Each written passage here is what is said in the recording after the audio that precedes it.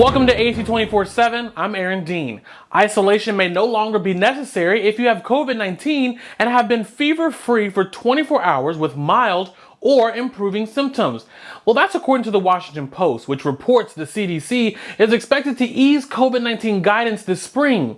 Since 2021, the agency has said people should isolate for at least 5 days after a positive test, then continue to mask. The updated guidance would bring COVID-19 in line with guidance for other respiratory viruses such as the flu. One of the most commonly prescribed childhood asthma medications is no longer being manufactured in the US, leaving doctors, nurses, and parents scrambling. Here's the cause of the concern. Now, pharmaceutical company GSK took Flovent off the shelves January 1st and replaced it with an identical genetic version.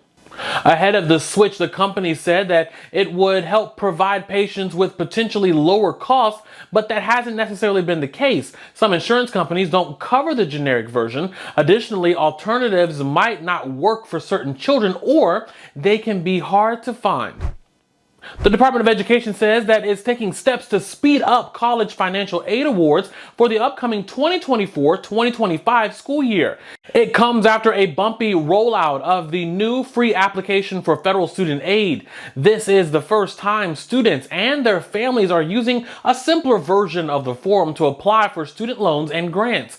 With the new form, more students are expected to be eligible for more financial aid, but the rollout has been plagued with delays. Recently, the Department of Education announced cutting out several steps in the process so colleges can prepare financial aid packages quickly, allowing students ample time to make a decision about where to enroll. The latest consumer price index is out, and it looks at a group of common expenses like food and rent and how their prices have changed. The CPI is used as a key data point showing how the economy is doing. The Advocate Channel's Amy Kiley breaks down all of this data. Our economy is our business. So, how is that business doing? A key inflation gauge out today helps answer that question. The Consumer Price Index looks at a collection of typical household goods and services and how their prices change over time. It's facing upward pressures like recent gas prices inching higher and Mideast unrest endangering the global supply chain. But the CPI's overall trend for the past year or so is largely down. On the business side, that's also true for the Producer Price Index. Data like that has some economists feeling pretty optimistic. The world economy is now poised for this soft landing we have been dreaming for. The Consumer Confidence Survey shows Americans are starting to believe in that soft landing.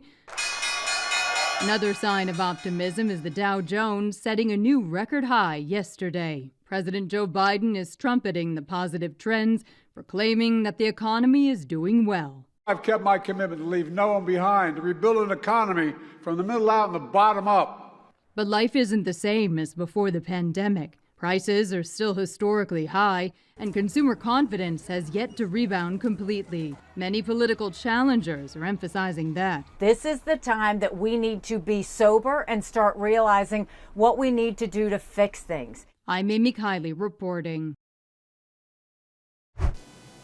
A new study suggests that over the last 30 years, Greenland has lost an area of ice that is about 36 times the size of New York City. Meanwhile, the amount of vegetation doubled during that time period. Swaths of the island that were once covered in ice and snow are now barren rock, wetlands, and shrub areas. Scientists warn that this could have serious consequences for climate change and sea level rise.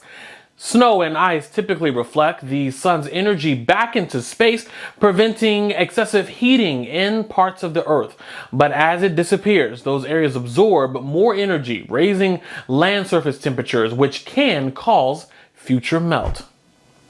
Download the Advocate Channel app on your phone or smart TV. Follow us on Facebook, Instagram, and TikTok for the latest updates, and subscribe on YouTube.